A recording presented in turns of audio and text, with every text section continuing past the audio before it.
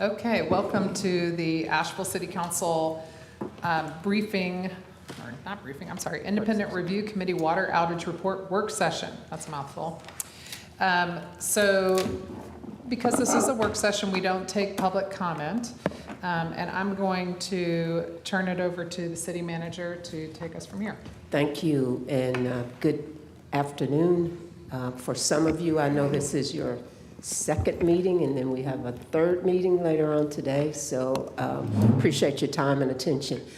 What we hope to do is to provide you with, hope you will receive it as some good news in terms of how staff has responded to the recommendations from the Independent Review Committee that was formed by council in order to assess the water outage and to recommend some next steps. So we have been working pretty hard to implement not only the recommendations of the Independent Review Committee, but also you all may recall that staff did an after action report, and we are also working on those items as well. As you know, this is a work session, so this is about dialogue, discussion. Please ask us questions. Hopefully we'll have answers.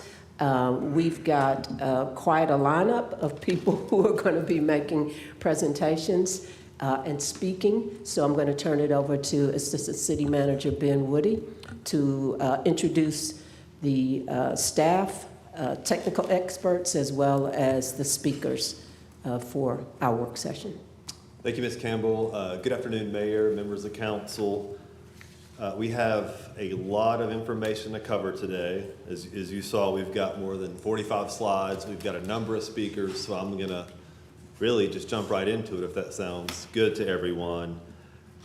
This is the presentation overview, and I'm going to go through the overview and kind of introduce the speakers that you'll have come up for each of these items. As Ms. Campbell said, we want this to be a dialogue, so this is a work session for you. We do have a lot of information to share. After each section, we'll have a pause for questions. So if you want to wait till the presenter finishes the information and ask questions, we'll leave time for that. If there's just something that the presenter shares that you want to ask, I think that's fine as well. Just get their attention and ask that question again. We want to have a dialogue and share the information that the council needs. I'm going to hit the key takeaways. I am also going to cover the IRC report overview. That's just going to be a little bit of background on the report and kind of what to expect from that. Project management and approach, we have Beth Beagle. Beth is a business manager in the fire department. Beth is also our project manager for this. So this is an item on our organizational work plan. We are going to take the necessary steps to implement the recommendations of the IRC. Again, happy to have Beth here sharing this information on that. Then we'll get into the subcommittee areas. As you remember, the IRC broke into subcommittees. So when we discuss the recommendations from the Water System Operations Subcommittee, we've got a number of speakers here from the Water Department. We have David Melton, Director of Water Resources. I know you know David. We have Leslie Carrero, our Assistant Director for the Water Resources Department. And if I'm going to quit looking back if you can just acknowledge when you're introduced. We have Bill Hart here today, who is the Water Production Division Manager for Water Resources. We also have Chad Pierce, who is our Engineering Services Division Manager for Water Resources. And then we're going to move on after that section to emergency response. We have Chief Jeremy Knighton here. Jeremy is our Emergency Management Division Chief for the Fire Department. Jeremy actually spoke at Environment and Safety earlier today, so this will be for some of you your second time to interact with Jeremy. I also want to recognize Chief Bazinski. Chief Bazinski is our interim fire chief. He's here as well. And then finally, we're going to cover communications recommendations, and we have Dawa Hitch here, who is our Community and Public Engagement Director. So as Deborah said, I think we've got a great lineup today, a lot of staff brain power in the room, so I'm excited about that. And I'm going to jump right in for our key takeaways. First, we want to, again, recognize and from a staff perspective, provide our appreciation to the Independent Review Committee for their work. They were able to assemble a lot of information and some very good recommendations in a short period of time. Also want to recognize our interdepartmental team, many of whom are sitting behind me right now. They spearheaded this effort, led by the Asheville Fire Department, and we've developed this team to not only provide responses and action steps to the IRC recommendations, but also make sure we implement these recommendations moving forward as an organization. Many of the items are already underway that were included in the IRC recommendations. We'll cover some of those today. Also, as Deborah mentioned, we continue to implement some of the items that were included in the Water Department's after action report that occurred right after the outage event. A big part of the emergency response conversation today is going to be related to our work on the update of the emergency operations plan. That is currently underway and is scheduled to be before council for adoption in the fall of this year. And again, that's been a document, a framework really, not just for the city organization, but it'll be a framework for the community to be more resilient, not only in how we respond to emergency situations, but how we prepare and recover from those as well. So really excited to share some of that information today. And then finally, a key takeaway is we've done a lot of work so far. There's more to be done. Some of that work we'll have to work through our typical prioritization process. So that includes mobilizing staff resources to complete items, as well as continuing to make budget requests for capital projects and other things through our normal budget process. So real quickly, IRC report overview. After the water outage event, City Council formed and appointed an IRC on January 24th, 2023. You asked them to provide a comprehensive account of the water outage, an assessment of the city's response, and the needed infrastructure and procedural enhancements moving forward. I think the committee did that very successfully. That's all included in their report. Their first meeting was in February. They broke into the 3 subcommittees, and they had a report back to you in June of this year, which they came and presented that. So that's a very quick turnaround for a lot of information from that committee. Again, just want to recognize the committee members who did that work on behalf of City Council. And as I said earlier, our kind of theme today is going to be to work through those subcommittees that they formed. So the report itself, you've had time to review that as well as the community, so I won't spend a lot of time on this, but I'll just recognize that the report included an overview as they were asked to do, but also information about the water production and distribution system, including 2 hydraulic modeling reports that were attached to the end of the report. But in summary, that report basically developed a total of 37 recommendations. So prior to this meeting, we did provide council, and it's available on the city's website, a matrix that outlines each of those 37 IRC recommendations, as well as a city response and a status timeline update on those. We don't have time to, and you can see the breakdown of those 37 through the 3 subcommittees. We don't have time to do 37 today. That would be a lot to get through. However, what we do want to do is focus on 11 key recommendations from the report, and that's what these presenters are going to cover as they come up. At the end of the work session, we'll hopefully have some time. If there's a recommendation that we missed or didn't cover, you're welcome to ask that, and we can try to cover that. But again, we tried to hit on what we believe are the key recommendations from the report. But just to reiterate, we do have response information to all the recommendations included in the matrix. And the other thing we're going to talk a little bit about today is some of the other things that are happening as well to make sure our water system is more resilient as we move back into the winter months. So that concludes my part. I'll be back up at the very end. Any questions for me on the report or the key takeaways? Okay. With that, I am going to turn it over to Beth Beagle. Thank you. All right, thank you, Ben. Good afternoon, Council. I'm Beth Beagle, the Business Manager for the Asheville Fire Department and Project Manager for our response to the IRC recommendations. I'd just like to take a few minutes to outline what we've been doing since we have received the report. Because of the importance and complexity of this project, we have added it to our organizational work plan. All that means is that we will intentionally prioritize the plan, review it, as well as provide updates to the City Council and the community. So for that first step, we created a project management team. So that includes myself as the project manager, representatives from the city manager's office, the water department, communications and public engagement, and the fire department. So with that team, we worked through our process to identify the tasks needed to complete this project. So we started with a thorough review of the IRC report and the recommendations. With those recommendations in mind, we conducted research and gathered the relevant information to respond to those recommendations. And then we created a matrix. That matrix has our city response in it with a status update for each recommendation. As we continue forward, we'll develop and prioritize our resource and budget needs to fulfill those responses to the recommendations. And of course, as I mentioned, we will provide regular reporting to the City Council and the community as we progress through this project. For that last bullet, Chief Jeremy Knighton will cover emergency management and those recommendations, but I wanted to set the stage for a continuous citywide approach to preparedness. So what you have up there on the screen is FEMA's POETI approach to our preparedness cycle. So this is the approach to evaluate and improve our preparedness. So this is the lens through which the project team looked through every single one of the recommendations from the Independent Review Committee. So we'd like you to keep this in mind as you hear from each one of our speakers today as they review those recommendations. You can directly tie each one of our responses to the recommendations to a step in this process. So for example, evaluate and improve. So the recommendations that we received from the Independent Review Committee, they would directly tie to this step.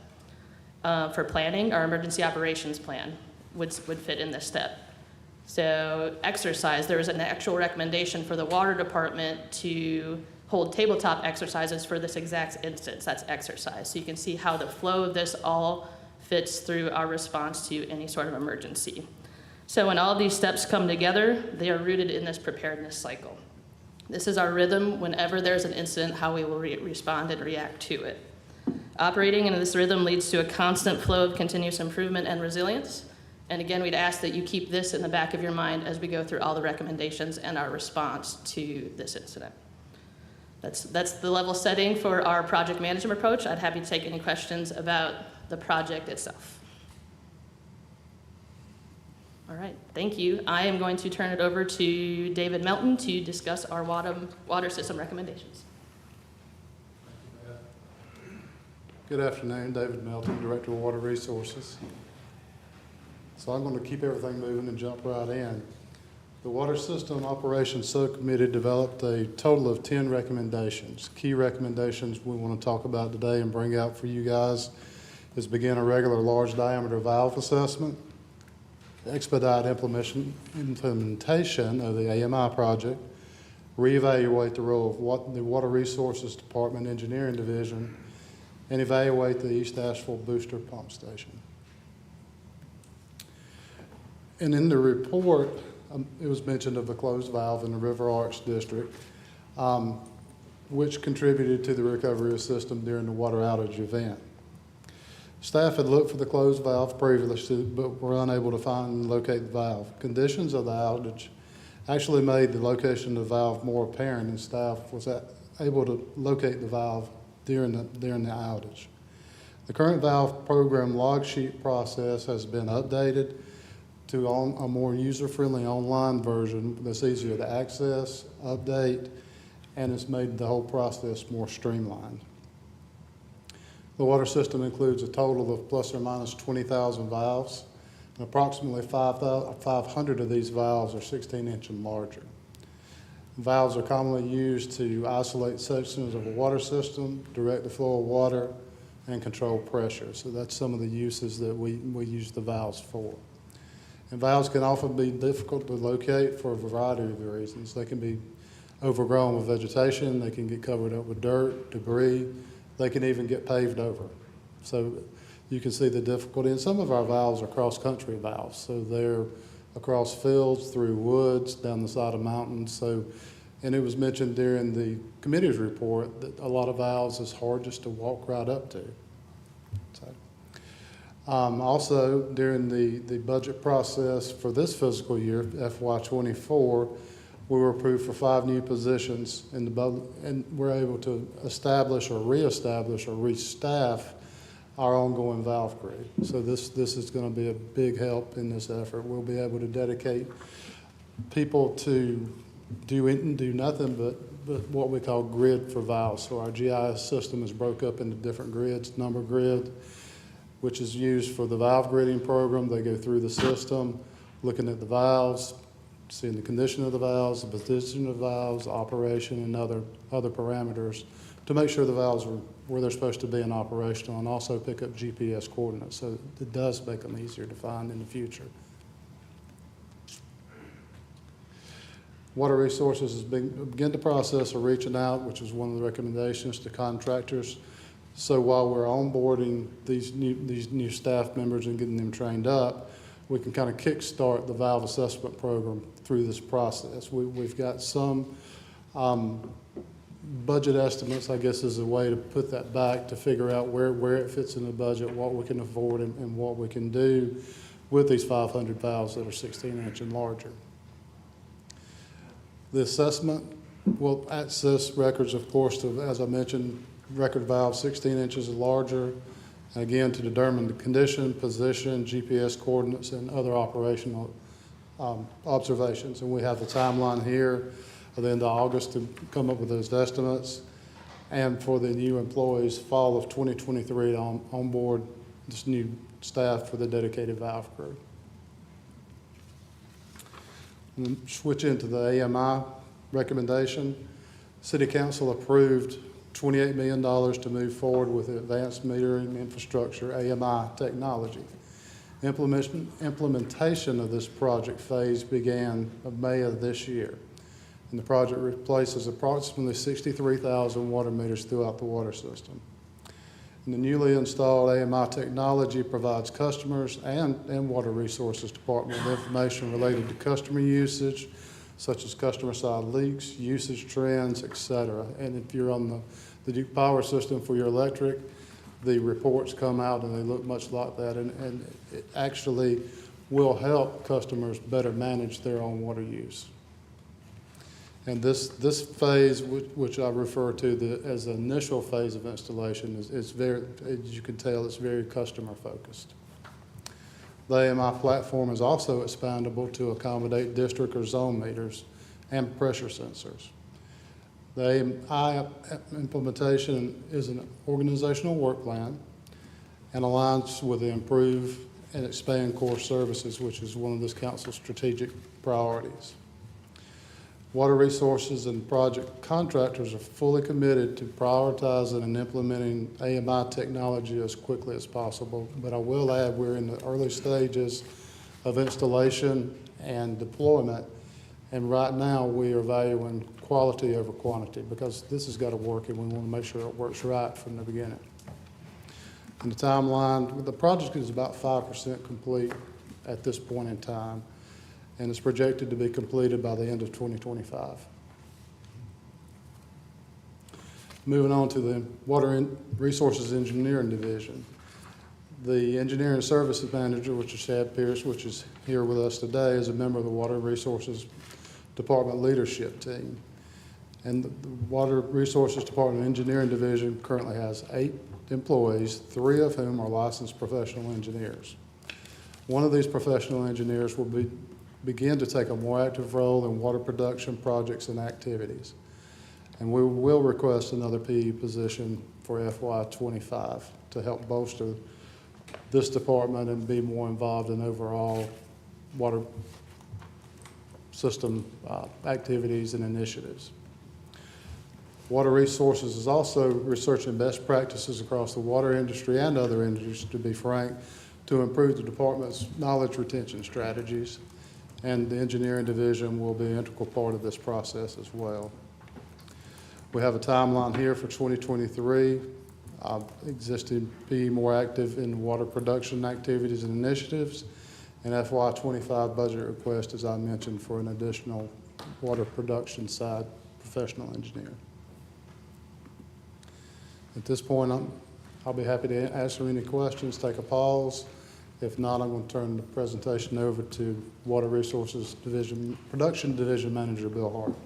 I have a brief question, and it Okay. really doesn't relate to anything that you mentioned, but it's just a curiosity that I've had. When we look through the report, we see that the problems started with the Mills River treatment plant. but I haven't seen any suggestions about what could have been done to prevent the very first thing that led to all of the rest. That Can you was explain? the question I wrote down, yeah. Okay, Yeah. so And why actually- not, and why not? Yeah. Why was it in a report or a recommendation, or what have we done? All of the above. So I see things about valves, I see things about the East Asheville plant, but I haven't been able, yes, why? And what could be done and what is going to be done to prevent the very thing that led to everything? Very good question, and actually Bill's going to cover what has been done in his part of the presentation. As far as why it wasn't one of the committee's recommendations, I'm not sure. So Bill will have recommendations? If I could, we did, as part of the after action report, we did We did. spend a whole lot of time on identifying the concerns and the issues with Mills River. I think Ms. Mosley is asking for an explanation of generally what happened, and if you can identify a couple of things, and then Bill can back clean up. Sure, and that's, sure, sure. Because Bill's headed all that piece up, so. Okay. But if you got any further questions, we'll be glad And to. Bill, if you could start with Mills River, and then you can get into the east. I did have a question about the engineering stuff, so I just want to make sure that we come back to that, because We we can. just heard the engineering recommendations, and I had something about that We one as can well. certainly do that. Okay. Okay, this is my first time in front of council, and I'm probably going to step on my words somewhat. My name's Bill Hart, and I'm the Water Production Division Manager. It's a good question. So the things that happened out at Mills River were related to cold and some of the processes that are out there. We do have that in the after-action report. I was going to speak to that towards the end, so when we get to that part, you know, hopefully we've answered all the questions, but if there's something that comes up, please feel free to ask. The valving on the outside for the filters for the inlet and the drain valves for 2 of those filters froze solid. Okay, they have what's called an actuator, and I don't want to talk down to y'all, so if there's something that you'd like a further explanation on, please ask. But the actuator is basically a motor-driven gearbox that opens or closes valves to allow the operation of those filters. So they have an internal part, and this particular type of actuator has a dial that moves to show the position of a valve. Okay, that dial, because it is movable, has seals in it, and over time, those seals degrade, and water is actually able to get into this actuator. So of the actuators that froze, water had gotten into these actuators. It actually froze in place and froze the gears to a point where they couldn't be opened. Staff used boiling water. We used forced air heat, and it took days to get these thawed out. Part of the reason was that the temperature was so low, the wind was blowing so hard, it was very, very difficult to get those thawed out. One of the things we did immediately after is we called the service provider. They came, they took those apart, and there had been a large amount of water that got in. A week and a half later, after this incident, there was still ice inside of these actuators, even after we tried to thaw them out. So we had those cleaned out. They were repacked with grease, new seals were put in. To make sure that that doesn't happen again, the supervisor has already set up this company to come back in the 1st of November. They will do this all over again for all of the outside actuators to ensure there's no water in place, that these can't freeze. We've also purchased a great deal of heat tape that in an incident where we hit low temperatures, we can put this heat tape around these, plug it into an outlet, and it will maintain a higher temperature on this equipment.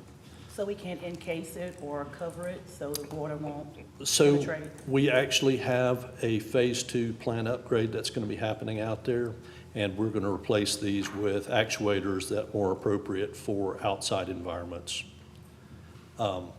Additionally, we had a chemical line. We had aluminum sulfate line, which is a coagulant, which is a very important part of our process, that actually clogged up.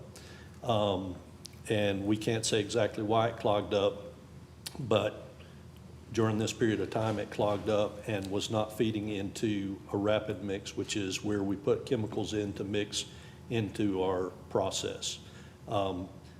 We went to the redundant rapid mix, and the alum was feeding there, but the caustic line had frozen.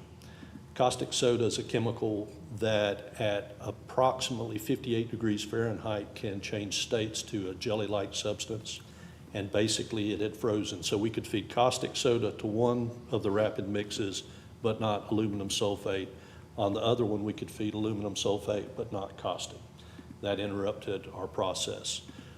We replaced all of those lines, and we now have a great deal of flexible line that can be run in pretty quick to restore those feeds if this were to ever happen again. One of the things that we're going to do, and we'll do this at the 1st of November as we're preparing for winter, is we will replace all of those chemical feed lines again. So we're making changes that hopefully will make us more resilient. We have a project that's coming up that is going to add different things, additional heat. The caustic soda tank we're going to replace, and it'll have an outside blanket that goes around it and maintains a higher temperature on that chemical. We're replacing switchgear. We're doing a lot of things to make this plant more resilient. Okay, thank you. So, was that? Okay.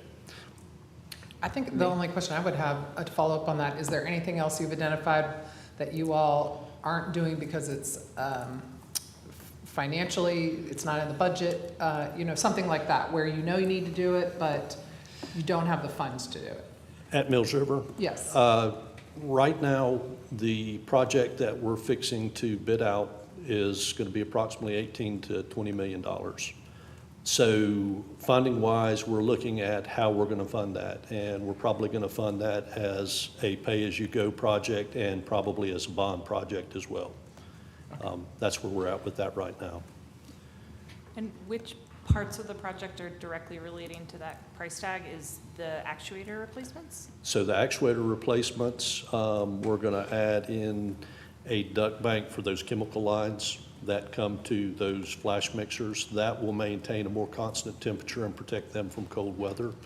We're replacing the switchgear for the emergency power generation out there, which will make that more resilient. And it's updating switchgear that's probably close to 20 years old now. We're adding an additional clear well, which is going to add additional 1 million gallons to the storage. It'll give us a total of 1.5 million in storage.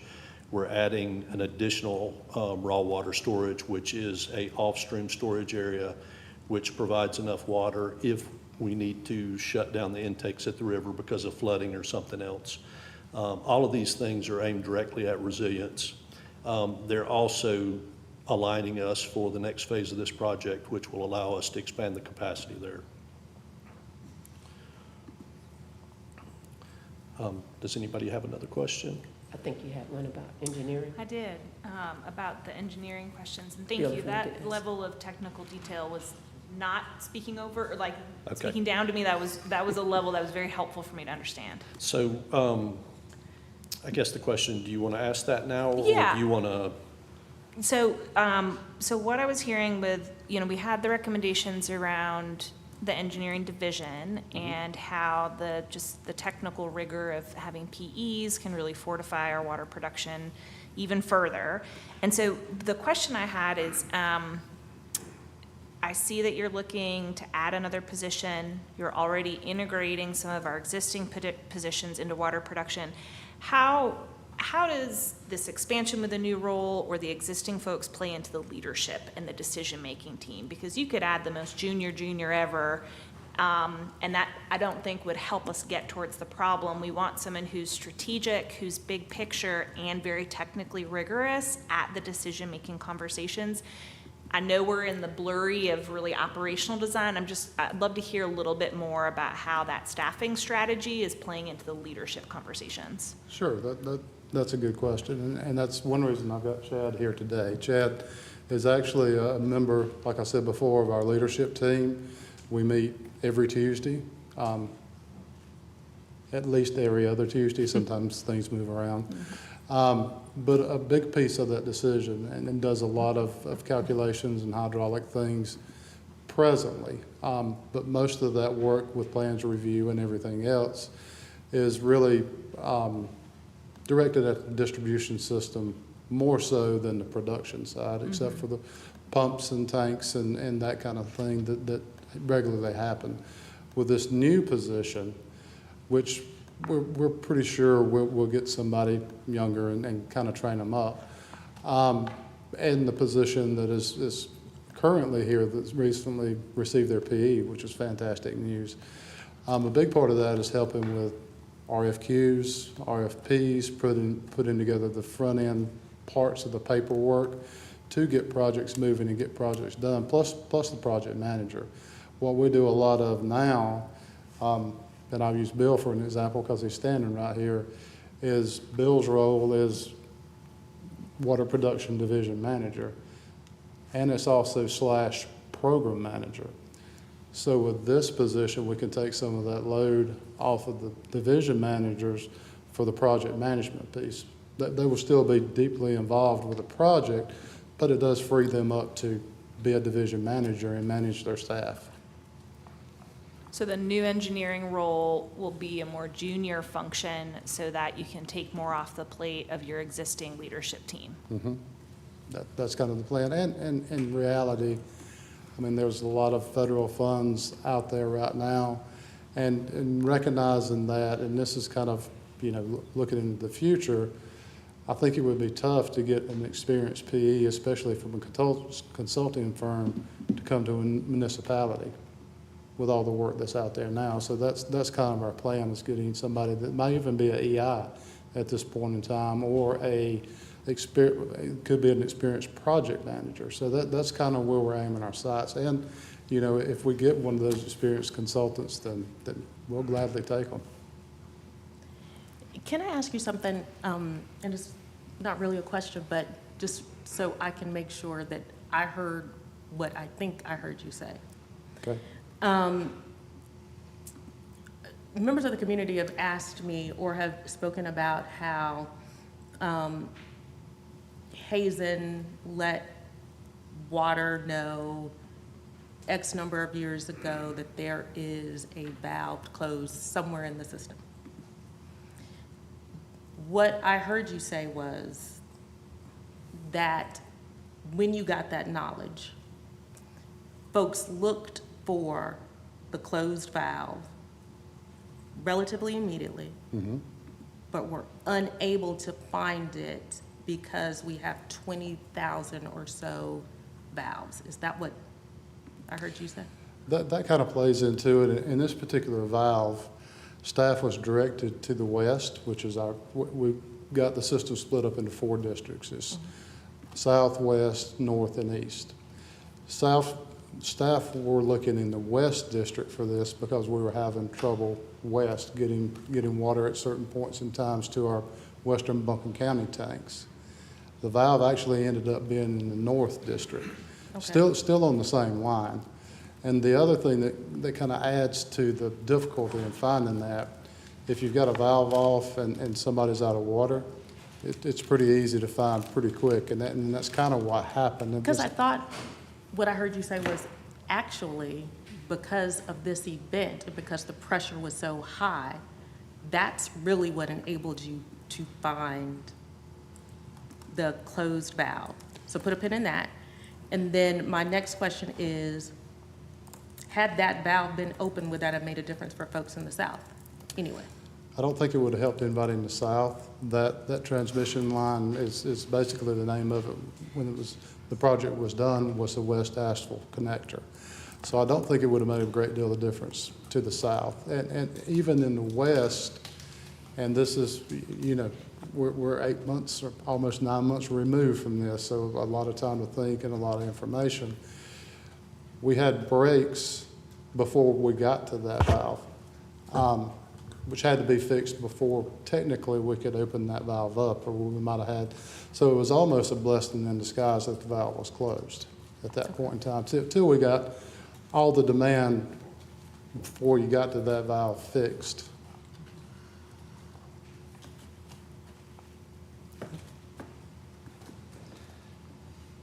One other thing I want to add to the question regarding Mills River. I developed an SOP to address cold weather situations and preparation for cold weather.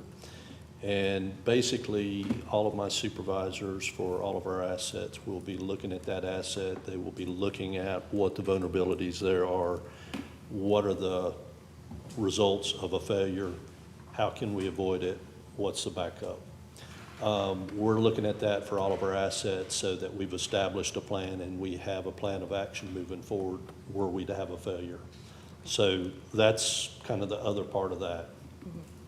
All right. Was there anything else? All right. I don't like acronyms, but the East Asheville Booster Pump Station, and this is really important, was not available during this outage. Wasn't that we chose not to run it, it's that it was not available. This pump station was taken offline in 2010 due to the failure in the PLCs that controlled the variable frequency drives. And let me explain this. If you're not aware of what a variable frequency drive, and I really wouldn't expect you to be, these pump systems have a computer that watches a certain point, and basically they were operating from pressure. It watches that pressure, and if the pressure goes up or down, it sends a signal to this pump and this motor combination, and this VFD can ramp up, which means it can make more water, or it can go down to make less water depending on what the pressure needs are. So basically, there was a failure in that system. This failure basically could not be restored by our staff. We had outside contractors come in, and the programming could not be restored. This failure made East Asheville Booster Pump Station inoperable in either automatic or a manual mode at this point.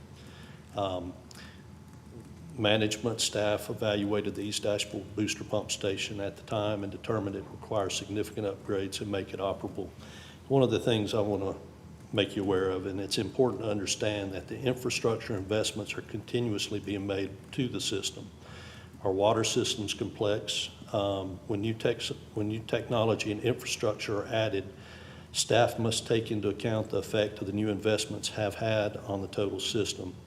This current state knowledge is critical in prioritizing the next investments to include in each budget process.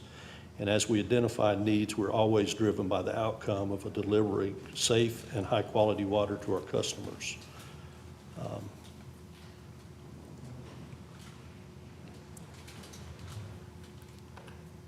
Well, excuse me. Hold on. Yep. There we go. One of the things we've been talking about East Asheville, and we wanted to let y'all see exactly where that is in the system. This booster pump station was built in 1993, and at that time, the only two plants we had in our system were the William DeBrule and North Fork water treatment plants, which you see in the upper right there. Those two treatment plants fed the entire system all the way to the furthest extents in the south. Now, and you see Mills River treatment plant at the very bottom center of the screen. That was put in place in 1999. Once it was put in place, we were able to start feeding water into the system from the south. At that time, they actually took the William DeBrule plant back offline. So we were running the North Fork plant and the Mills River plant. I think it's important that you see kind of where these things were and what the intention was. The East Asheville Booster Pump Station was intended to be able to boost those pressures into that system.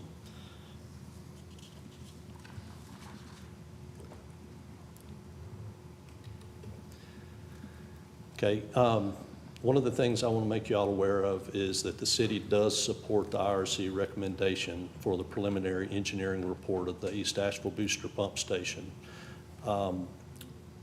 Water Resource Department is going to evaluate budget develop a request for qualifications for consulting engineers, and it may require up to 18 months to complete the preliminary engineering report. And the process to put RFQ out, get people in, provide them with the information they need so they can write up their proposal, sometimes can be lengthy. Once they actually are contracted and they get on board, there's a lot of information they're going to have to review to make sure that they understand the system and they understand really the questions we're asking. The preliminary engineering report evaluation will include an assessment of the facility, its location, its operational structure and the equipment sizing, and the potential impacts or benefits of returning it to service. So it will take us approximately 18 months to have a result that we can come back and say to you. So I think this is an important point, because we've been receiving emails from folks saying that the recommendation was to put East Asheville back online, but the actual recommendation was to perform a study to determine the feasibility and necessity for putting it back on. Is that right? That is correct. And plus, because that facility has been offline for so many years, we think it would be prudent and safe for us to do that study. And I believe that the IRC committee, that was their recommendation, to do a study. That's right. So, you know, the thing to think about is this station was engineered before 1993. It was actually put into effect in 1993. This system has changed dramatically in that time, and I would say significantly. We would want to make sure that any actions we take are the right actions, because we're looking at the next 20 years.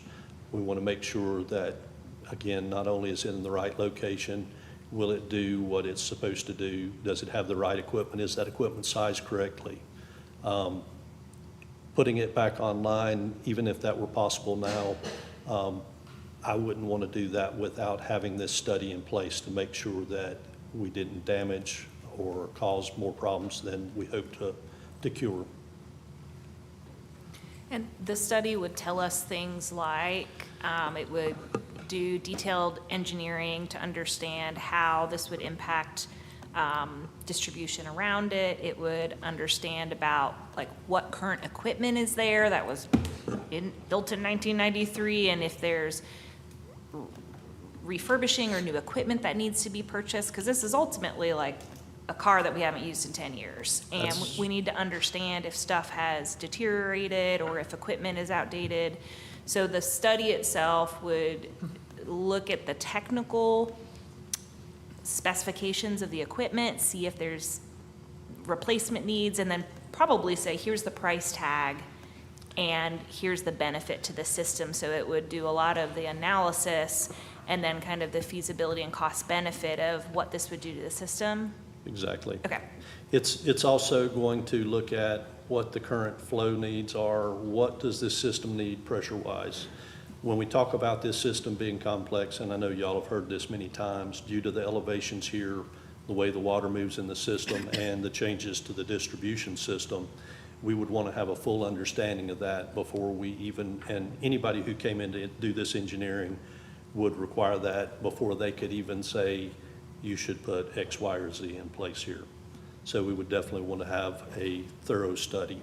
And it would require time because they're going to need to talk to a lot of people as well so they understand how this system works.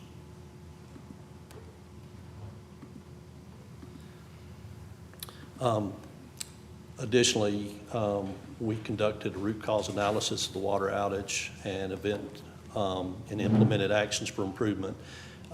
Those are included in the package, I think, that you've all received.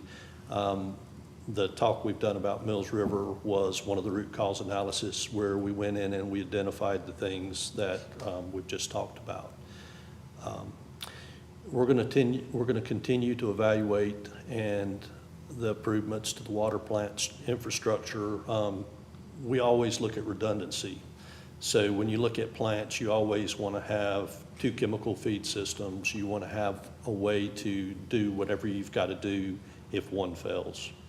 We're working on that, and we've pretty much already talked about that. The other thing that we're doing, the EPA required emergency response plan, ERP, has been updated. Supervisory and support level staff have all completed FEMA's Incident Command System training for levels 100 and 200.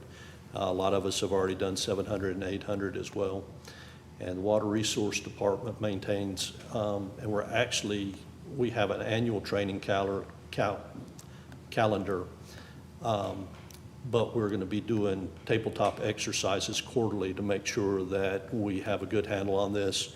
People know what their positions are, what their responsibilities are. The other thing that we did as part of this is we reviewed and updated our equipment list that can be supplied through contractors. During this outage, I needed a pump. I had to write up a pump specification. I had to get it out, and fortunately, our purchasing department's amazing. I gave them a spec. We looked at the rental agreements we had in place. They made a pump happen. So we are basically speeding this process up by already having specs written. We know who has those in the state. We know how to reach out to them, and we have those contacts. And in a lot of cases, we already have contracts with them. So we've made sure to verify that any necessary equipment is listed, including the specifications. And like I said, we've determined which vendors have specific available equipment that they can provide to us. The pump I asked for came from Charlotte. I requested it one day, I had it back the next day, and we were pumping. So that's a pretty important thing for us. So I've kind of gone through this, and we've answered some questions, but I would assume that y'all probably have other questions. I have a couple questions. Sure. For the first time presenting to council, thank you. I appreciate your steadiness and your getting direct to the issues. I am a little nervous about what I heard about the timeline of November. We've had some pretty extreme temperature changes. We've had mild winters. We've had early winters show up. And also, sometimes in November, things get like moving into the year end and holiday season. Is there a reason to wait until November for some of those steps? So as far as the actuators and having a service provider come out, we had that done last year. We did put in new seals and new grease. The provider at the time actually told me, he said, you won't have to do this again. We're going to do it anyway.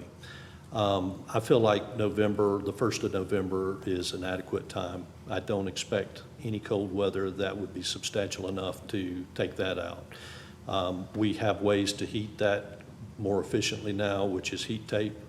And in an extreme cold event, we can cover them and heat them with heat tape. And I feel like we could be successful there. Chemical feed lines, we can do chemical feed lines tomorrow. We have everything on site and ready to go. Okay. Thank you. I'll wait till the end of the presentation for the other questions. Okay. Were there any other presentations?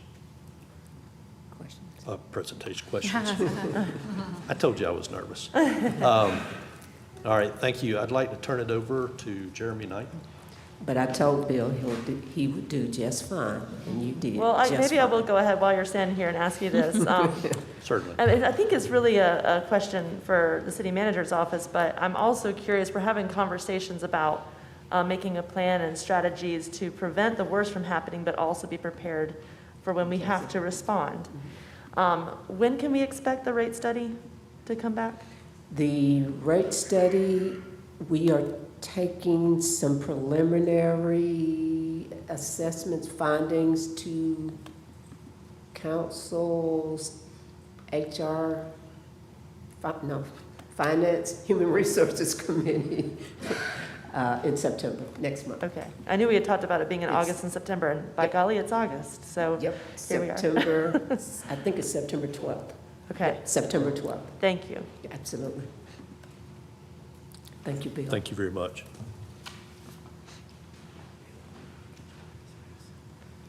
Good afternoon, Mayor, members of council. Jeremy Knighton. I'm Division Chief of Emergency Management for the Fire Department.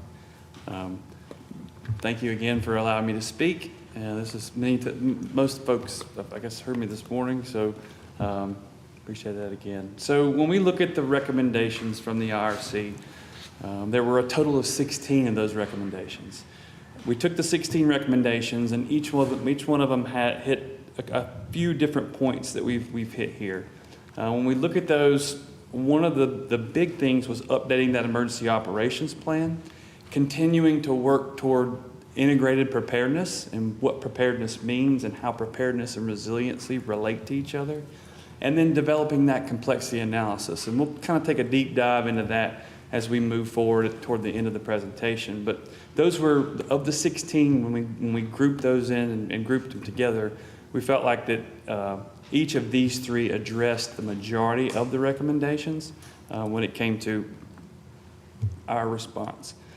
So to kind of give you a history, as a part of the fiscal year 2023, you all provided, and we had initiated the project for updating our emergency operations plan, as well as our continuity of operations plan.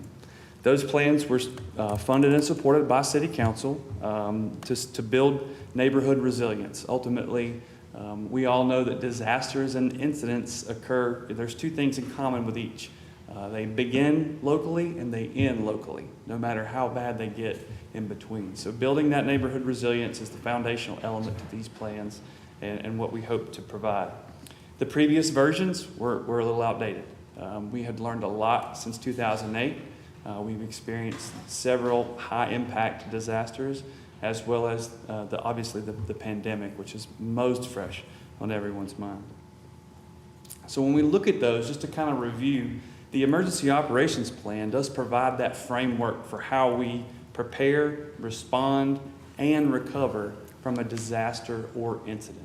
The continuity of operations plan, discusses and provides that framework for how we continue to provide those essential functions while we are experiencing impact ourselves, not just local to Asheville, but in Western North Carolina as well.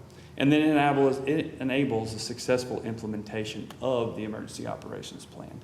For us to be resilient, we have to build that bench strength. And so our continuity plan ensures that we have the bench strength, we have the trained professionals that can step up, and then we are able to continue to prioritize and provide that service when we are at our worst, to be honest with you. And kind of the foundational element, and the reason that it's supporting both of these, is that continuous community engagement. Many of you have heard me come around and speak and offer invitations and talk and having great dialogue with many of the committees, as well as a lot of our partners, which I'll talk about a little later. But again, leveraging those existing groups that we have, we produced a survey using the equity lens to ensure that all of our community is incorporated in this plan and can see the results of that framework that we're going to provide. But we will also promote that personal resilience, again, beginning at the home, inside that home, the neighborhood, and then all the way up. That if we're prepared at home, we're going to be better prepared as we move forward in our community and how we interact in our community. So just kind of a project recap. Once we had this, we produced a scope of work. I had a great team of folks from not only the city of Asheville, but from Buncombe County that came over and helped us assess the partners that we would, that did proposals for us, and we were able to find a successful vendor and kick the project off in January. And so kicking that project off, again, was a collaborative effort from the assessment. The folks that were on the team read 14 25 to 35 page proposals and graded them on 37 points of action. So it was a very, very in-depth assessment process to get the right teammates to move this forward. Once we kicked the project off in January, we conducted basic emergency operations plan training for all of staff and all of the team that would be the planning committee moving forward for both the EOP and the COOP. Lots of one-on-ones. We are going to have a plan in our hand in 2 weeks, and that draft, again, we've said, as I've said before in presentations, it's an iterative process. So we're going to have the plan in our hand that begins our process, but that plan it only is just one piece of it. The process that we went through as a collaborative team with all of the city departments and our leadership to get us to that position was really where the value is in this framework. That teamwork, I cannot say enough about it, and would not have been possible without the support of our managers and the leaders within our departments. We had workshops in February, March, April, and June. People devoted a whole day to this. We had the team was here for a week at a time. We conducted initial tabletops in May. We sent out a survey. We posted a website. We had a project page to receive that community engagement, because one of the goals was when we received the community engagement, we wanted to be able to show and tie together how folks were able to respond and where their responses wound up inside of the plan. And then stakeholder engagement. Again, many of the partnerships that we rely on, especially with Buncombe County, Mission Health, and some of the others that we talked about here, are vital to this. And the coordination and collaboration, especially with Buncombe County, was instrumental. And we've had several ongoing meetings with them to see how our emergency operations and their emergency operations, how we can improve, but also the many touch points and the things that we needed to talk about and to kind of maybe shore up. We do have the drafted plans, 7 annexes for the different hazards. We took into consideration the climate resiliency assessment and the work that was done there in partnership with our sustainability department. So that informed our plan, as well as each of the individual departments have their own annex to this plan, and contained in that annex are things to think about and things to think about when we're experiencing these type of disasters that are specific to the hazard, but also specific to the department. And then with the continuity plan, each department will have their own annex as well to show how we move forward and how we continue to operate and prioritize service when we're experiencing some type of impact from an event. So the next group we'll talk about is one of the next steps is that integrated preparedness workshop. As I said earlier, we're going to have the plans. We've been through this process. So what does the next steps look like? And I think to address many of the IRC's of the 16 recommendations was training and exercise. So this will be basically the calendaring of training and what the next 5 years looks like. It's hard to do that in a vacuum. So this is going to include the entire organization, and we're going to sit down for a day and talk about what that looks like and how we prioritize and where our vulnerabilities are based upon our training as it relates to the plan, and how we shore those up moving forward. And so that's going to be an iterative process that we continue. We're also going to have an elected officials guide and training. So this will not be the first time that you hear from me. When we talk about the guide you will have, it'll be a part of the indoctrination for new council, but also as the ongoing training as we touch this every year, and just in that pursuit of ongoing preparedness and training that the whole organization will be going through. And then obviously we're very blessed with our new Emergency Operations Center. And so the equip piece, Beth talked about that POETI model. So we have the plan. We've organized ourselves through the plan, and now we've equipped through that EOC.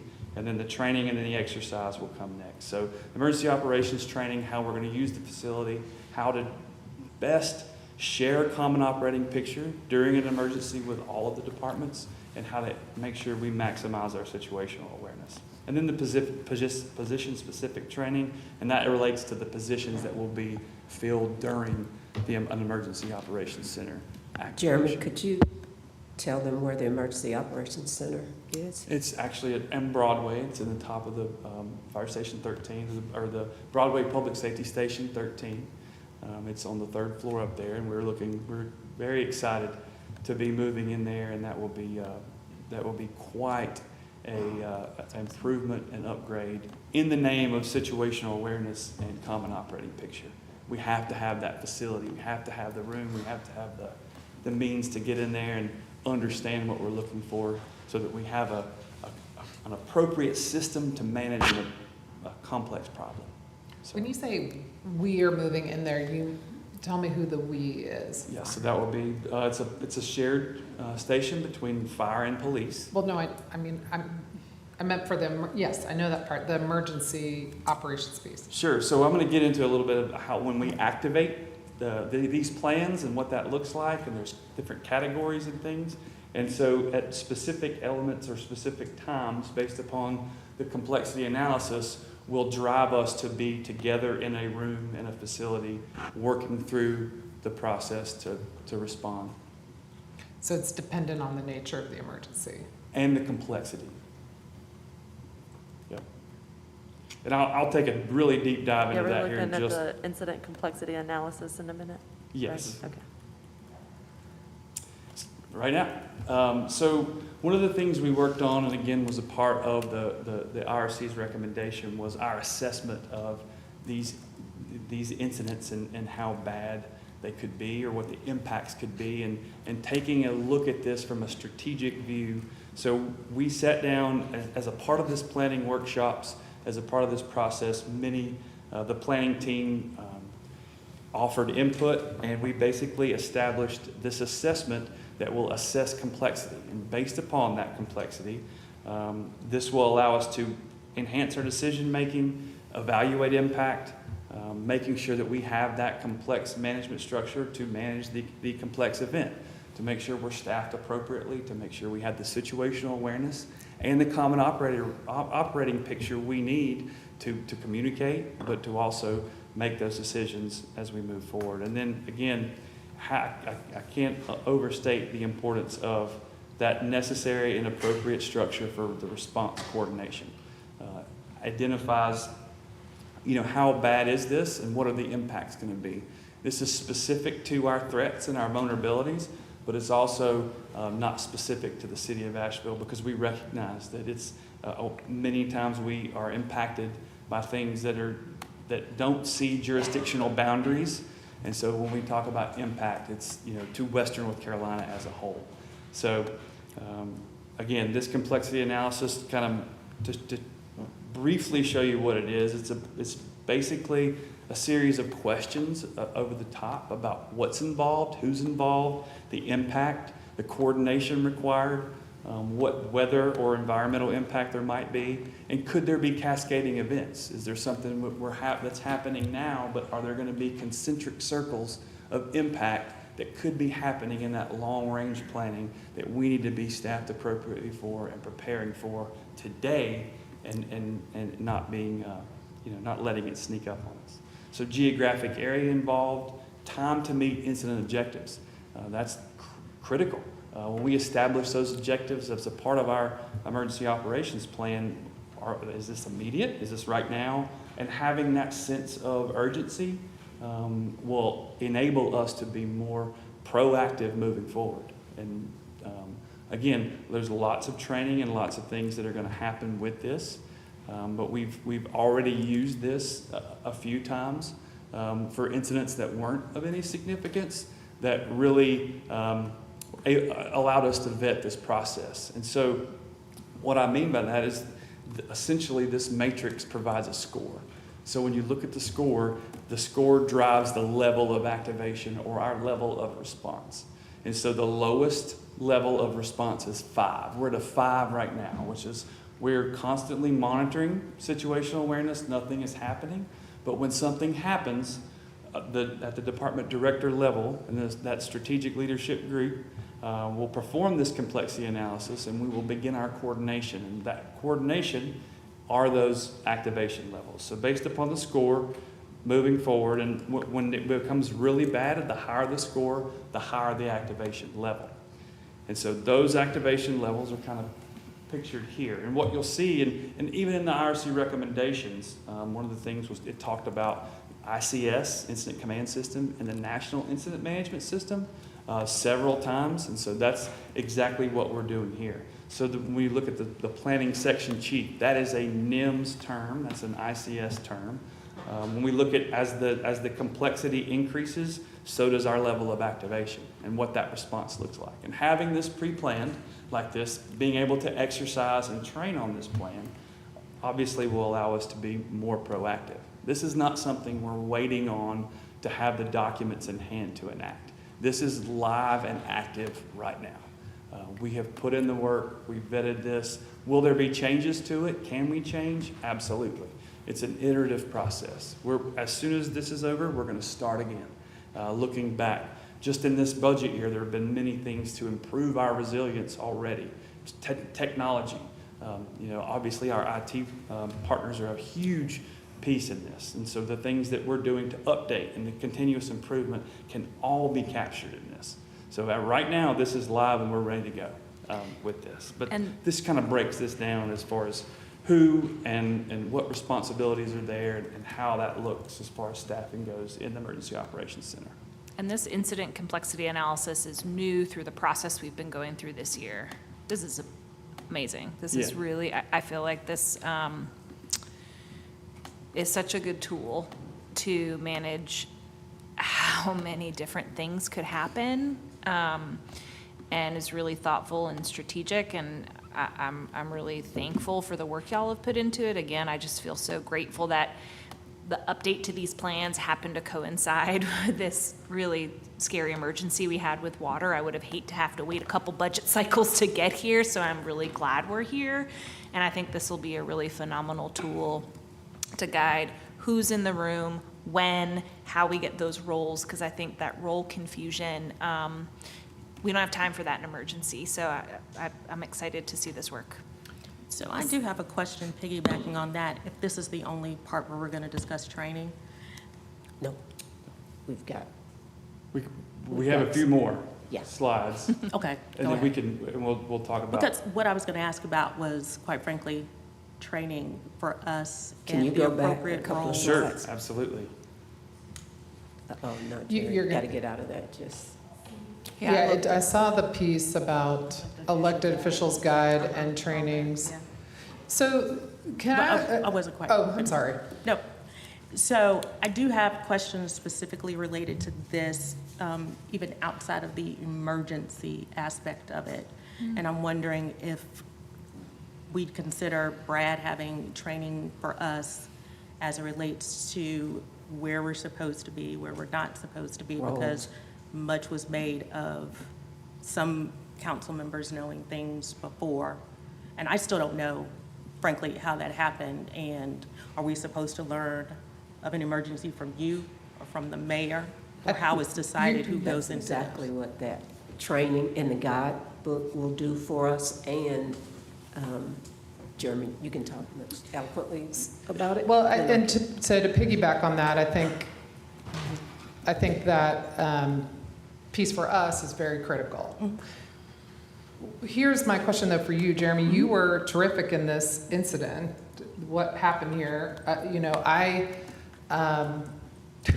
Obviously we have a lot. We have a lot of ground to gain on communications. I learned about this from WLOS, and I came down to City Hall because they wanted to interview me, and I needed to know what to talk about, and that's how it got rolling. And I saw your involvement. But one of the challenges that seemed very apparent to me in the emergency, the coordinated emergency response, was the subjective nature of the decision-making. So I thought right away that a countywide emergency response had been triggered and there were people somewhere across the county talking about how to coordinate an emergency response piece of it. But that didn't actually turn, my assumption was wrong when I got a call from the county manager 3 or 4 days into this incident asking me about nursing homes that were outside, some outside the city limits and some inside the city limits. And I said, wait a second, I don't know. I thought you guys were already linked in, meaning the county. And you quickly jumped on that and made phone calls and made sure everyone was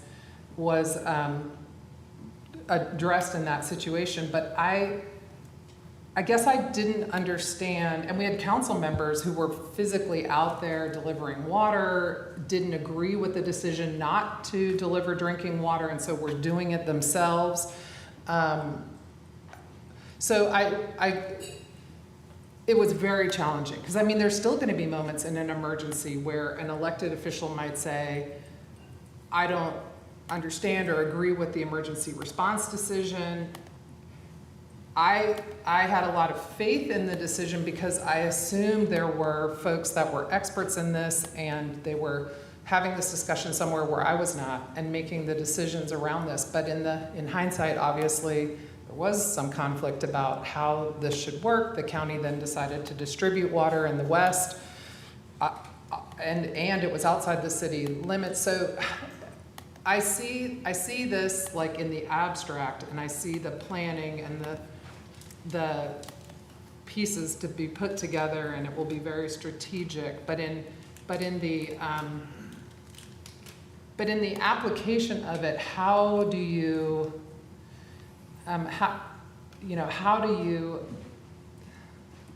make sure that we in the community understand that there is this team and they are making these decisions and they are processing all this information and they are trying to make the best decisions in the moment, and here's what they are, and so that we're kind of that's a lot to hope for, but that was just my sitting in my seat sort of. It was pretty confusing at the time. I think moving forward, by having these tools in place and by having the training in place and the understanding of roles and responsibilities, communication procedures, and that's why the collaboration has been so, it's been great between us and Buncombe County, our own departments, our whole organization. This is going to define those roles and responsibilities, but it's going to also help us help you in knowing that what the schedule is and what are the things that are going on behind the scenes and who's making the decisions and how the decisions are made. A part of the EOC activation levels here, and you'll see it in different parts of the training, is that there's a strategic leadership group that includes equity, includes sustainability, our city manager's office, and they actually have their own room at the EOC, and that's kind of where those objectives get set. And when those objectives get set, then they turn those objectives over to staff to operationalize those objectives. And so by doing that, that allows our communications folks, which Dawa is going to talk about here in just a second, to take those objectives, to take this tactical work plan, these operational elements that we're going to do, and be able to communicate what to expect and how you can help, how we can make our net larger so that we can incorporate more people. All of the different things, I think this kind of organizes us in a way that where everyone understands that battle rhythm and to know when those touch points are with elected officials, with the media, with our partners. There are positions and roles within that structure that allows, that's their job, that's the specific job they have. And we do have some training ahead of us, but the group that we have, and in coordination, again, this complexity analysis, that's not something we've just kept to ourselves. We've shared that. We've had subject matter experts from all over. We did not create this. No. I'm kind of telling on myself here, but we didn't create it. We took it from a lot of different versions of this across the country. It was in different elements. It was started by the Forest Service, and that's kind of how they So the design, do it. You've convinced me on the design, but how will it incorporate the county? I mean, the county literally runs emergency services countywide, and so that was very baffling to me. The county was sort of saying, well, we're not, we're over here, they're over here, we're making our independent decisions in the middle of a water crisis, and that, I didn't think even at that time that's kind of how that was supposed to work. So how will we, I saw this during COVID and it was amazing, but that was a slow motion crisis, if you will. I mean, there was time to tour the EOC and to, meet all the players and understand all the roles. And it was, there was a lot of time to think through everything and what everyone was to do and say and when.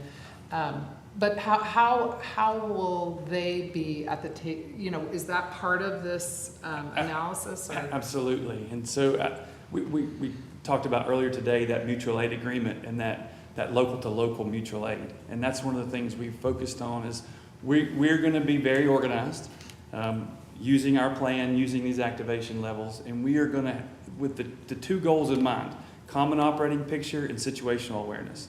So when we communicate with the county, they're expecting us to have that common operating picture and situational awareness that the complexity analysis will help us to show how bad is bad, and the organization will, how we're organized and how we're trained and the roles and responsibilities will tell them how they can help us and how we can have access to more resources and all that. So that's all incorporated in this, and there's cooperator calls where we're going to be reaching out to those cooperators, but it's definitely that we're going to be tied together.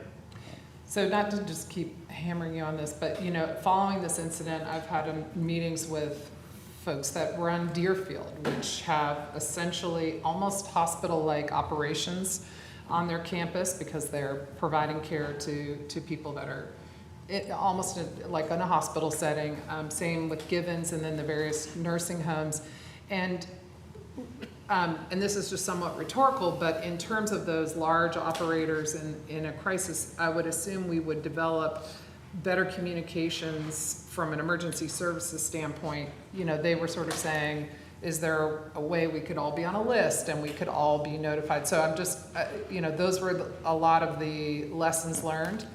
In addition, and I know that there's this tension of how much should an elected official be involved in these incidents, and the emergency operating procedure talks about the mayor's involvement. There's criticism about the mayor's involvement, but I get the phone call. So I got the phone call from the governor's office saying, how can we help? And I wasn't able to communicate to the state how they could help us. And so again, what would be important is for this, I assume, to encompass the anticipation of all of that happening, and what the role is of the county, the state, nonprofits, churches, faith-based organizations, all those folks. I mean, we had a lot of people reach out. They have my phone number, so they're calling me and saying, we want to help, or we need to know, or whatever the case may be. So and some of that is really just in the communications house, I understand, and not the emergency operation piece of it, but some of it is blended. So I just bring that all up. I agree, and it's probably in both houses, right? We have to know what help looks like, and we have to have that defined, and we have to be able to communicate that, and that is that situational awareness piece and common operating picture. And that's what we strive to do so that we can communicate that, and we have that information, and there's an expectation of a schedule that we follow. A part of the plan, one of the biggest things in the plan is what the schedule looks like for a 12-hour operational period. So everyone knows what to expect, what's coming next, and when we'll get another update, and when we'll have something to update as a part of the planning process. So I think to answer your question, yeah, all of that is incorporated, and all of that is being addressed by this within those roles and responsibilities. And I think the collaboration between us and the county has been instrumental in providing that, right? It's expectations management for both of us so that we have that unified approach, but we're also able to give them the situational awareness they need, and then them in return for us, right? So, what help looks like, what we have available, and how all that works. And again, all that's kind of tied into the training piece. So, am I hearing, like, the things that I'm hearing the mayor bring up, which I agree are really important, of how we partner with other agencies bucket, right? To me, I look at the activation levels and I'm like, where's the bullet about then we ramp up to all our partners? I think what I'm seeing though with the activation levels is that this is pretty internally focused, but that there are other management tools that you have that help trigger when partnerships happen. Absolutely. So we have, there's a position that someone will fill inside of the Emergency Operations Center. From other agencies. That's the liaison. Okay. And the liaison is responsible, their job is responsible for communicating and coordinating with assisting agencies and cooperating agencies. And So it's the assisting embedded. agencies are things, and we're going to have the talent in the room to define that assistance and what we need. And then it's going to be that liaison's job to make sure that they're coordinated with and that they're informed properly. So yes. that's really helpful. So I have three things. One is just like a level setting. In our briefing, our memo about follow-up from Thursday's meeting, we talked about mutual aid. Mutual aid is a term that's used since the 1800s for people who gather together when the government fails them to share resources. So I understand we're using the terminology because it's the terminology that's used at the state, but I also heard direct aid, which goes under that same bucket.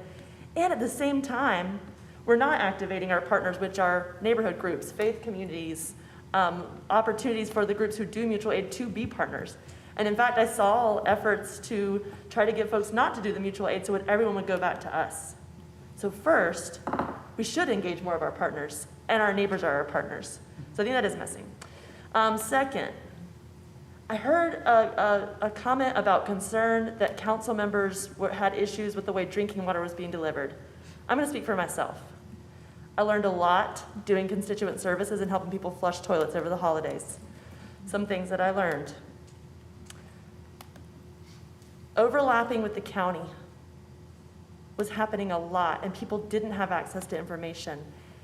It is one thing for us to see that this goes from us to the county, but another thing to see that receipt checks back and that we practice together so that when emergencies happen, we're rehearsed together so we play better together. So I want to know what it looks like to be operating from the same sheet of music. I can give you an example of last week, an example of that. So David talked about, or Bill talked about water resources being required to do exercise. So we actually had an exercise that I participated in that was facilitated by Water Resources that included not only Buncombe County, but Henderson County.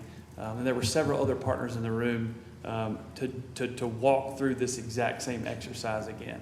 And so sitting side by side, us and the county and with our Water Resources, not only kind of improved the relationship, built the relationship, maybe we were able to introduce ourselves to one another, but also that response mechanism and what we're doing and what that battle rhythm looks like. So that's ongoing, and it happened as of last week. So we're already starting that collaboration, cooperation to make that exercising happen. And it was a rehearsal. That's exactly what it was, where we could provide input. And the Henderson County as well as Buncombe County offered evaluators for the exercise. So it was a really, really and it didn't take very long. It was a couple of hours, but was really a great way to capture progress. I really appreciate that, and I hope our receipts check out.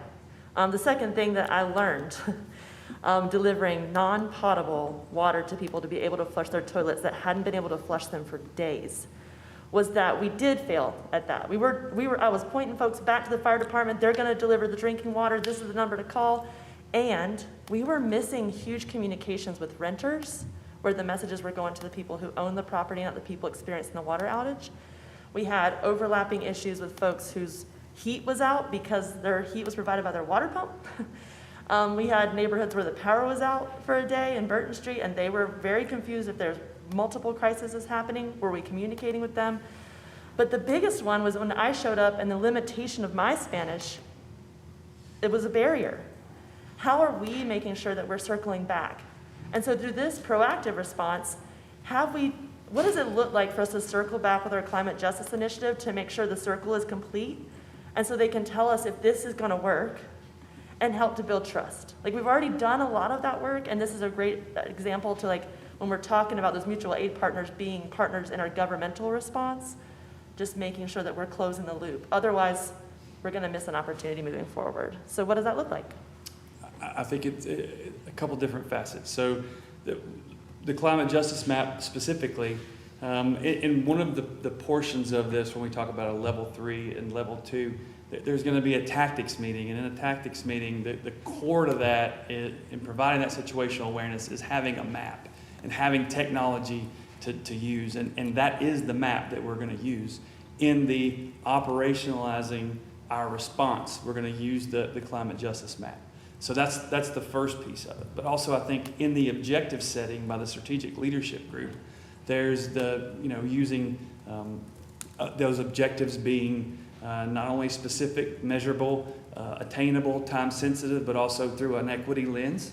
So when we look at an objective to operationalize, it's embedded in the system from the very beginning. The foundational elements have that. So we have it at the objective and the strategic level, but we're also going to have it at the operational level, utilizing that map and that resource to guide us.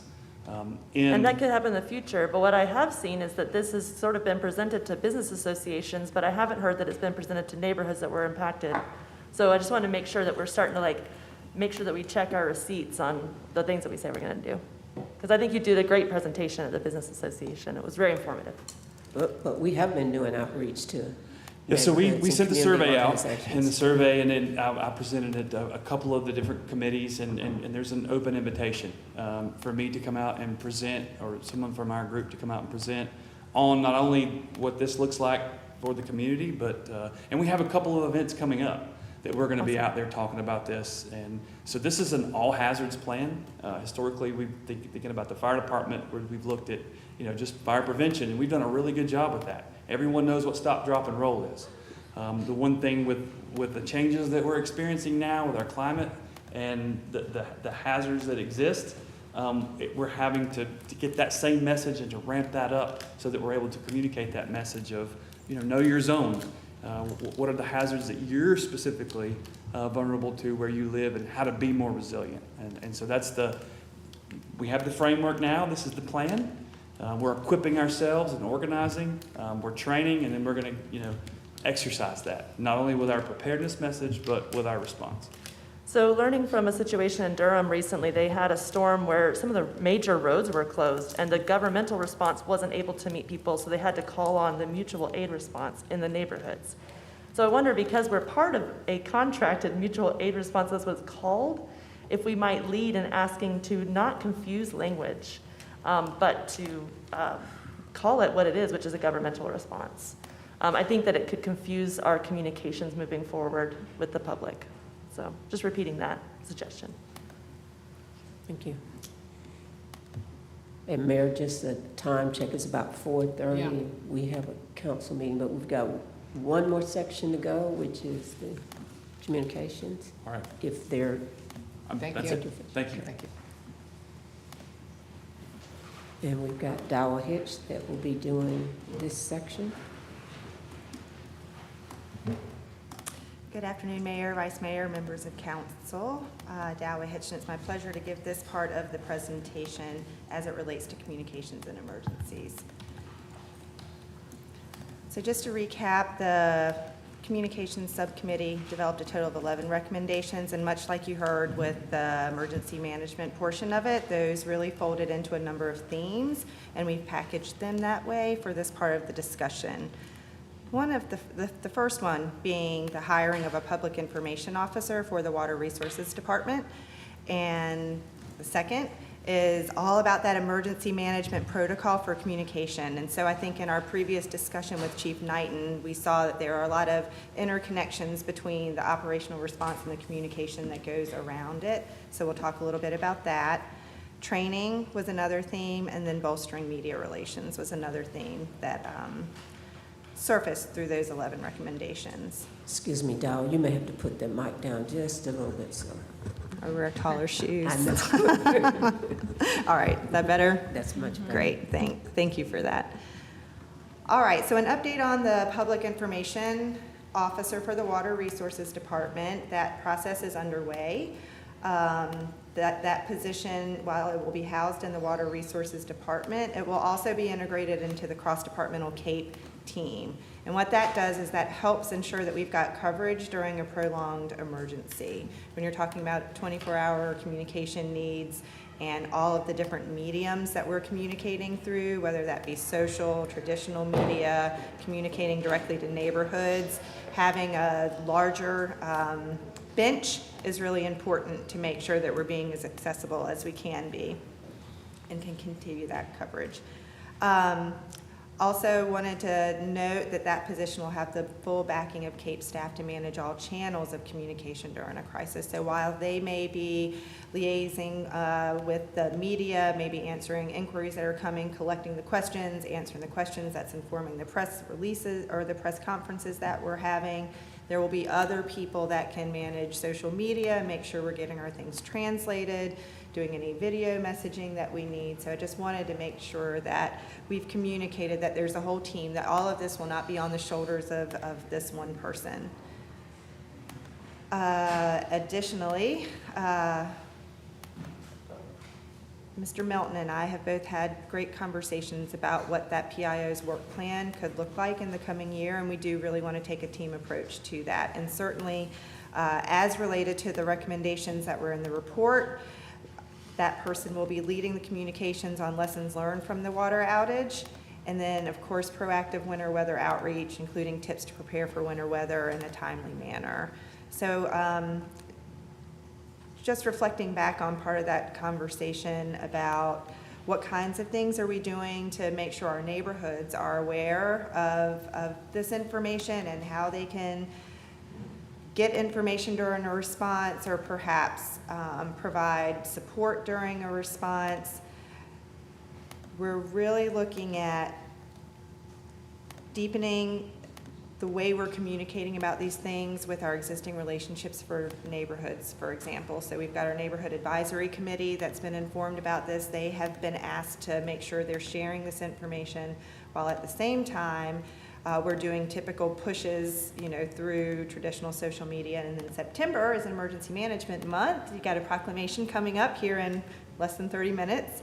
And that will culminate with a Festival of Neighborhoods event at the end of the month, and you'll hear a little bit more about that, but it's September 30th, and so that emergency management response, what neighbors can do, how can you prepare, has been integrated into that. So really the approach is making sure that we're sharing this information through as many mediums, saying it as many times as we can, so it's not just a one-off right when you're in the middle of a crisis. So thanks for that opportunity to make that connection with Chief Knighton's presentation. The theme for our emergency management protocol for communication, Chief Knighton did a great job of explaining the system that is in place, and it's really that system that allows the communication team to do their best work as quickly as they can so that we're getting timely information out. And so that battle rhythm that Chief Knighton talked about becomes very important. That way we can start to establish expectations with our media outlets, for example, for when the next updates will be, and that means we can really work in that information gathering area and or help support internal or partner communications as part of our role. And again, that's a support role for that because there's a person in this system that's identified with that as a primary responsibility. So again, we're looking at that, the emergency operations plan being completed in the fall of 2023. Looking forward to that. Related to that is the training, and I wanted to take, there were very specific recommendations about the types of training that CAPE, water resources staff, elected officials, and others are encouraged to do. And I just wanted to share, in addition to what Chief Knighton has shared, the training for CAPE staff, communication and public engagement, our department is underway, and we've got folks trained at all those different levels and varying levels, and we're looking to get everybody trained up in all of those modules, again, to help with that resiliency that we have during a prolonged crisis. Remind me the acronym, there's a lot of acronyms I in this. know, It's I know. like, there should be like a guide there- to the acronyms in this presentation. There should. But what- That's the incident command system. Thank you. Yep, part of the National Incident Management System and reflected in our it's EOP. basically the how to emergency respond in operations. an emergency training from a communication standpoint. ICS training, yes, Yes. exactly. What's the structure that exists and what are the best practices and how to communicate, both with the public and manage our media relations, which brings me to the last slide. Bolstering media relations, that was another recommendation that was very important, and I wanted to share with council that in August, this month, August 2nd, our department launched its first Coffee with CAPE opportunity, and on a monthly basis, we're reaching out to our local media folks and inviting them to sit down one-on-one to hear about things that are up and coming, get any questions that they might have about issues that they're hearing about. We can share with them where resources can be found, or that can help inform the communications that we're doing. And then certainly just that opportunity to just sit and share some food is great, and building those relations so that we can all remember when we're in the middle of a crisis that we're human beings and doing our best jobs, with all of us having the same outcome, being keeping our community safe and well informed. Since the coffee with Cape is getting some media giggles in the room, maybe I wonder if we should ask. I know John's like, what about beer with Cape? Is there? Yeah. So I mean, I just wonder Be after hours. if That's right. If we should ask them.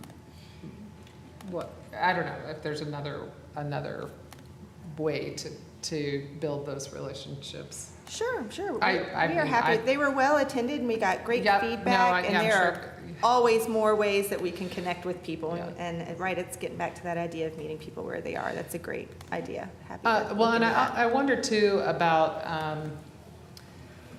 I think there was great debate, and we had sort of a community debate about what is the best way to communicate with the public in the time of an emergency. And it was sort of interesting to see the clash of sort of the academic approach that's been studied over years and taught in schools, which is not keeping pace with reality in terms of what people seem to expect and want for emergency communication. So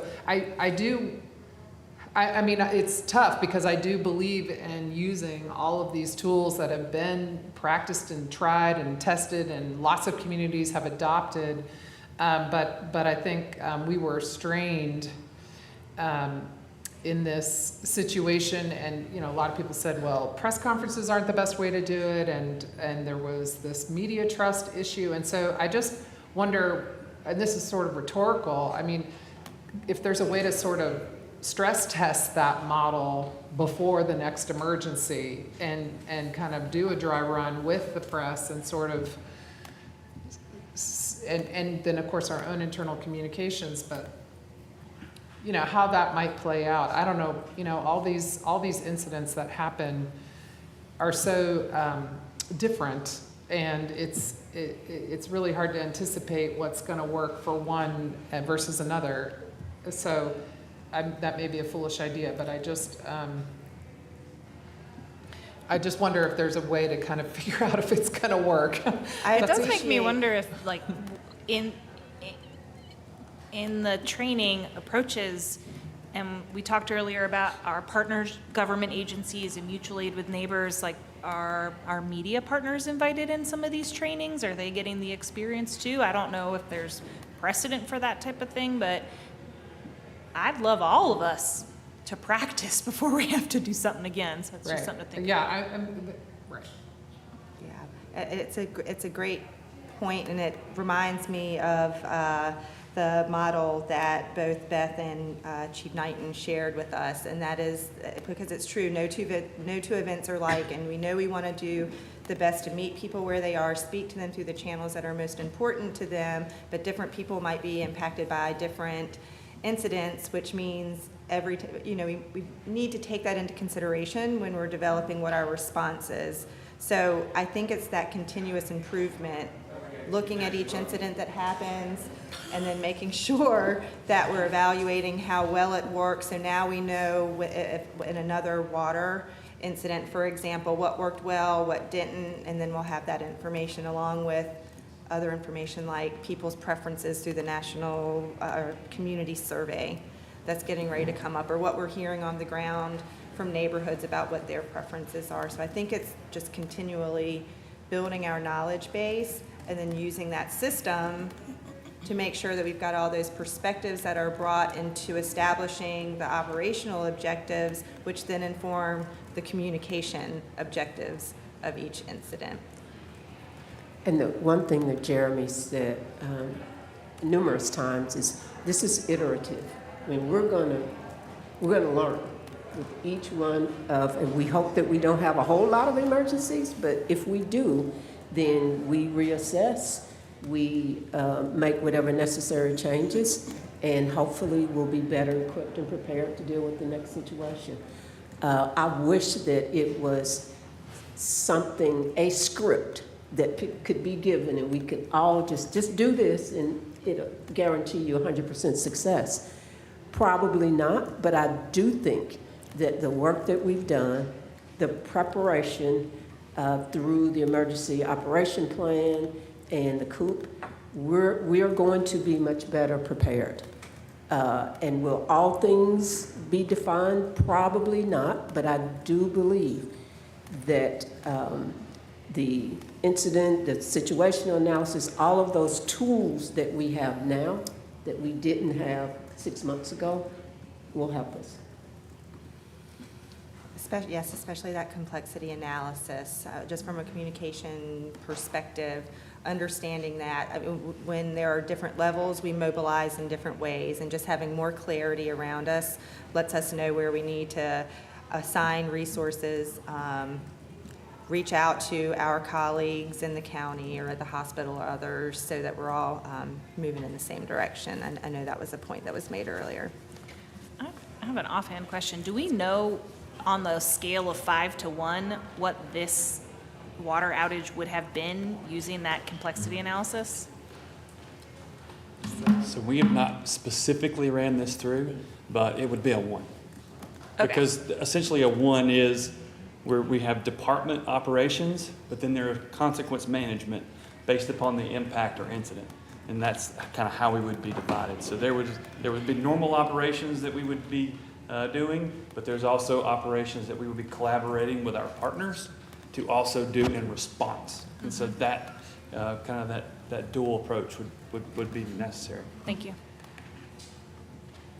Thank you, Jeremy. And this is the second to last slide, so we're at the end, and I'll be very brief. Next steps real quick. Continued implementation and evaluation of the IRC report and recommendations. Again, I want to thank the IRC for their work. I want to thank council for your leadership, and of course I want to thank the staff that were here today that are putting the effort in to making sure we successfully implement these recommendations. Implement and train. You heard Jeremy talk a lot about this. We are very excited about the new EOP, and you'll continue to see that practiced. You know, as Jeremy would say, we'll get our battle rhythm around how we manage that, and of course council will be a part of that training as well. I think it's important to understand we've done a lot with these recommendations and to prepare for future events, but we'll continue to develop and prioritize resource needs and capital projects through our budget process. Great example of that is the booster pump station. We need to put resources into that, budget for it, do the study, see where that takes us, but we'll continue to work on these recommendations and make sure we are prioritizing those. And last thing is, and I think this is really important, we want to continue to provide reporting and updates not only to City Council, but to the community as well. We want to make sure you have confidence in staff and the organization for what we're doing. We will post this information today on our Water Department's website, and again, we do plan to continue to update these documents, and certainly we'll come back to this body with updates as information is available. So that takes us, we end where we begin, and these are our key takeaways. I'm not going to read all these again, but I hope you feel that we covered these today in the work session. I really appreciate the time you've given the staff. I appreciate your very excellent questions. And if there's not anything else, I will sit down until the next time. So thank you. When is the next time? Are we going to talk about those water rates? September. Okay. Water rates will be discussed in Finance and Human Resources Committee, September 12th. We'll be bringing that information back to that committee. Okay. All right, well, thank you all so much. I know this process has been long and will continue on. So, and you answered all of our questions, and so we really appreciate it. The community appreciates it. Thank you. All right, we have about 15 minutes till we start our next meeting. So we're adjourned for now.